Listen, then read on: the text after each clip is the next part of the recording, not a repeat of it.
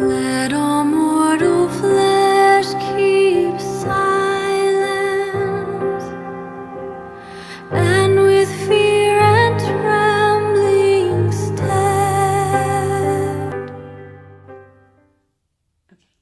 On this fourth Sunday of Advent, the word that pops out to us in the Gospel to reflect on is to recognize.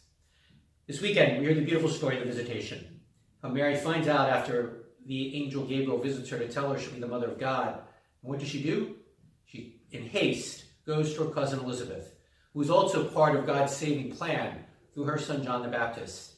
And it is in this visitation where these two holy women begin to reflect on and to recognize what wondrous things God is working through them and in them.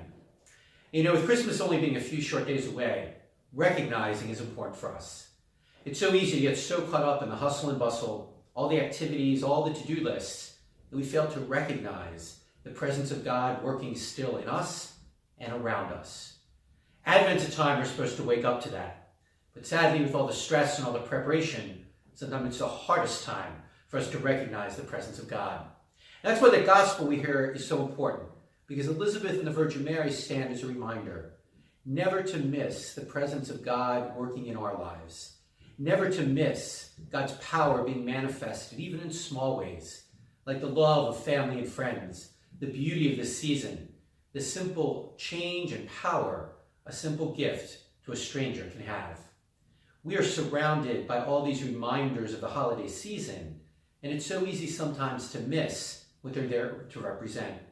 The reality of God's love breaking into our world in the birth of his Son.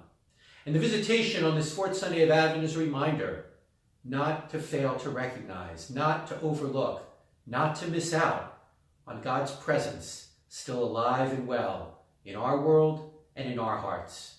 Because like Mary and Elizabeth, as people of faith, we're called to be the ones recognizing that. Not the ones getting sucked in like everyone else and missing the presence of God, but the ones like Mary and her cousin who point others to God's mighty hand still working in us.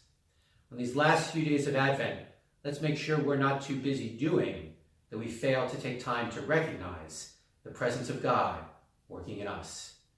Not a sermon or a homily, but just something for all of us to remember. Let all